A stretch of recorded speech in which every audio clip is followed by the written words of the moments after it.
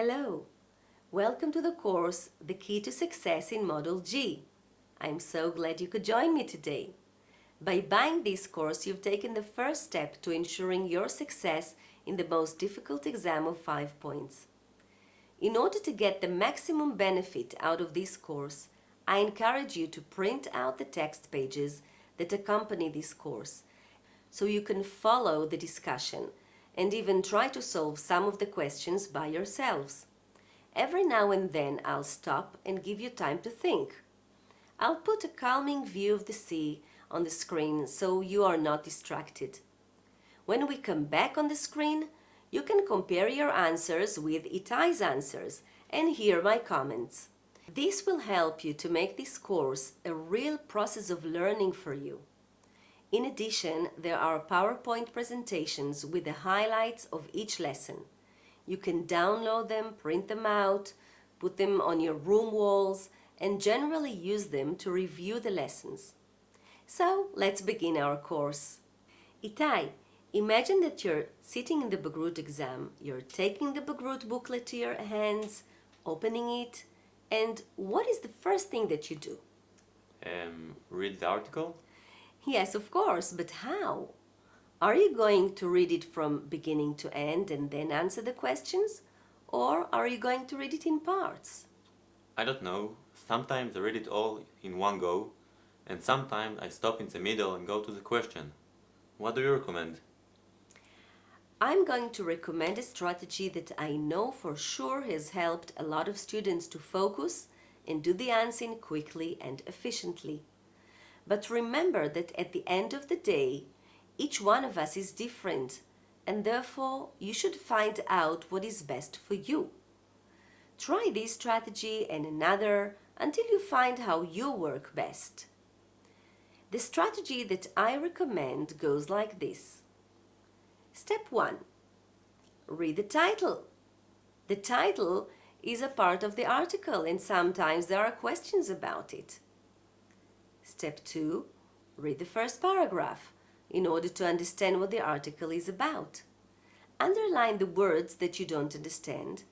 If there are only one or two, look them up in the dictionary. If there are more, underline them all, but only look up the most important ones, the ones you think you will not be able to understand the passage without. Step 3. Go to the first question. Read it. Make sure you understand every word in it. Then go back to the first paragraph and look for the answer.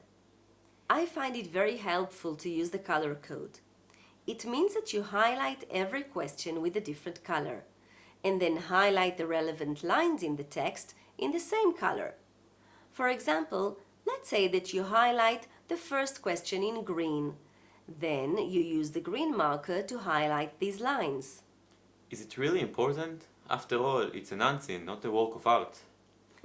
Yes, it's really important. Let me tell you a secret. As a Bagrut marker, I see hundreds of booklets every year.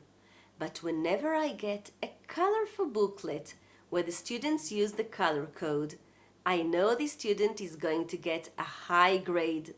And I'm never wrong. As a rule, these color-coded booklets get the highest scores on every question. Let me show you one. Look at this booklet. See how beautiful it is?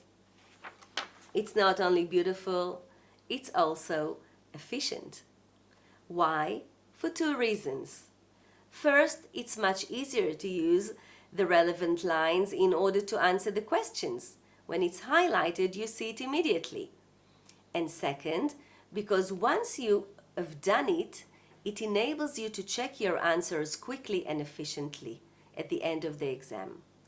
Remember that checking your answers at the end of the exam is extremely important. It often happens that I see students who missed the questions or marked only 1 out of 2 required answers. Going over the exam makes sure you didn't forget anything, and the color code helps you to see the questions and the answers very clearly. What do I do after I answer the first question? You look at the line numbers of the other questions. If there is another question about the first paragraph, then you answer it as well. If the second question asks about the second paragraph, you should go back to the article and read it. When you read the questions first and then go to the text, it helps you to find the information you need much quicker, because you already know what you're looking for. Do you remember I told you to underline all the words you didn't understand? Yes. Well, when you go back to the paragraph after you've read the question about it and you find the relevant lines, you should translate all the unfamiliar words in these lines. Use a different color marker to highlight the lines that are relevant to the second question and go back to answer it. You repeat the same process with all the other questions until you finish the answering. I think I got it. What other things should I pay attention to? That's an excellent question. Here are some pointers on what to pay attention to while reading. Names. If a name is mentioned, highlight it. Most chances are you're going to be asked something about this person. Numbers. Highlight every number you see, especially if it's written in words, including dates. In addition, highlight quantifiers, מילים שמבטאות כמויות, like almost, all, not all, the majority, the minority, a few, some, etc., etc. Many questions ask about these numbers or portions. Line numbers. Line numbers are extremely important. Some questions are phrased in such a way that makes it easy to answer them from one paragraph, but the line numbers refer you to a different paragraph where it's much more difficult to find the answer. However, if you're careless and you don't pay attention to the line numbers that are specified in the question, you will probably go to the obvious answer in the wrong paragraph and thus lose all the points for this question. Can you show me an example? Sure. Look at this text that is taken out of the Model G Unseen of Moed Bet in the summer of 2017. I would like you to highlight the names and the numbers. What not to eat? Which poses a greater risk to our health, fried foods or sweet desserts? To most of us, the answer is obvious. For decades, we've been told by health authorities that fatty foods are responsible for a whole range of serious illnesses and should be avoided. במשך עשרות שנים נאמר לנו על ידי רשויות הבריאות שמזון שמן אחראי להרבה מחלות קשות וכדאי להימנע ממנו. Sugar, on the other hand, was said to cause nothing worse than tooth decay. אבל לסוכר לעומת זאת נאמר שלא גרם לשום דבר גרוע יותר מאשר חורים בשיניים. But now it seems that our ideas regarding both fat and sugar need rethinking. אבל עכשיו נראה שמה שידענו על שומן וסוכר מצריך חשיבה מחדש. The reason? They may have been influenced by manufacturers of sugar and sugary-rich foods working to protect their interests. הסיבה לכך היא שמה שאנו יודעים הושפע על ידי יצרני סוכר ומזונות עשירים בסוכר, שבעצם ניסו להגן על האינטרסים שלהם. One example of such activity was uncovered last year in the Journal of the American Medical Association, JAMA, which published an alarming report on the involvement of the American sugar industry in scientific research in the 1960s. דוגמה לפעילות כזו התגלתה בשנה שעברה בירחון של הארגון הרפואי האמריקאי, שפרסם דוח מאוד מטריד על המעורבות של תעשיית הסוכר האמריקאית במחקרים רפואיים בשנות ה-60. At that time, researchers were debating which types of food, those high in sugar or those high in fat, might increase the risk of heart disease. באותן שנים החוקרים דנו בשאלה מה מגביר את הסיכון למחלות לב, סוכר או שומן. But then, in 1965, a representative of the industry named John Hickson paid 3 Howard University scientists to write a review of studies done on the subject. Hickson himself decided which studies would be reviewed and made it clear what conclusions he expected. ב-1965 נציג תעשיית הסוכר ג'ון היקסון שילם ל3 מדענים מאוניברסיטת הווארד כדי שיכתבו סקר של כל המחקרים שנעשו בנושא. הוא בעצמו החליט אילו מחקרים לסקור והבהיר להם לאילו מסקנות הוא מצפה מהם להגיע. Not surprisingly, the team found the evidence linking heart disease to fat much stronger than the evidence linking it to sugar. לא מפתיע שהצוות מצא שההוכחות שמקשרות בין מחלות לב לשומן הן חזקות הרבה יותר מאשר אלו שמקשרות אותן לסוכר. I'm going to give you a minute to go over this text again and highlight the names, dates, numbers, and quantifiers.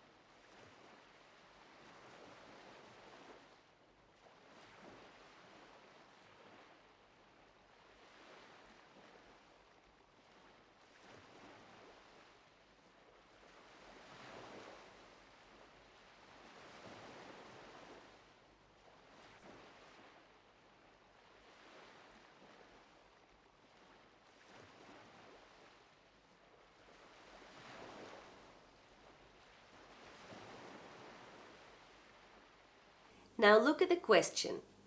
Do you see how the names and numbers are repeated there? When they're highlighted in the text, it's much easier to find the relevant words.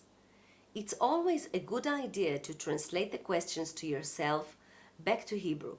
You can either write the translation above the question or say it quietly to yourself. The reason for the necessity of translating it is that it's absolutely essential to understand the question correctly, and the translation helps you to understand it. So question number 2. What do we learn from lines 7 to 15? Put a V by the 2 correct answers. 1. Why heart disease was common in the 1960s? מדוע מחלות לב היו נפוצות ב-1960? 2. Why the JAMA report was only published last year? מדוע הדוח של הארגון הרפואי האמריקאי פורסם רק בשנה שעברה? 3. What the scientific debate in the 1960s was about? על מה נסב הוויכוח המדעי בשנות ה-60? 4. Why the risk of heart disease is mainly linked with food? מדוע הסיכון למחלות לב קשור בעיקר למזון? 5. Where the first studies on fat and sugar were done? היכן נעשו המחקרים הראשונים על שומן וסוכר? 6. How Hickson influenced the results of the Howard Review. איך היקסון השפיע על התוצאות של הסקר של הווארד? Now, let's see which answers are correct. We should go one by one and eliminate the wrong answers. Option 1 is wrong because we don't know why heart disease was common in the 1960s. We don't even know if it was common. Option 2 is wrong because we don't have an answer as to why it was only published last year. Option 3. Do we know what the scientists were arguing about in the 1960s? Yes, we know they were arguing what was more responsible for heart disease, fat or sugar. So this is one correct answer. Option 4. We don't know if the causes to heart disease come mainly from food. The article doesn't say that. Maybe there are some other causes that weren't discussed here, so it's a wrong answer. Option 5. Do we know where the first studies were done? No. There is no information about it in the article, so it's wrong. Option 6. Do we know how Hickson influenced the result of the Harvard Review? Yes. We know he told the scientists what he expected them to find. So this is the correct answer. To sum up our lesson today, this is the strategy I recommend using when you do enhancing. Read the title and first paragraph. Go to the first question. Go back to the text and highlight the relevant lines. Write your answer. Go to the second question. Pick another color of marker. Highlight the question, go back to the text, while focusing on the question and finding the specific information that you need. Highlight the relevant lines in a different color. Write your answer to the second question, and then read the third question. And so on and so forth until you finish the answering. Highlight names, numbers, quantifiers, and dates. Look at this example of a booklet which a student used the color code. This is what it should look like.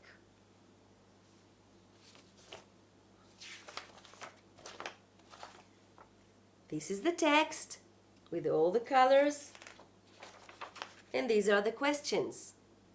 So it's easy to go back and check. Thank you for watching and see you in the next lesson.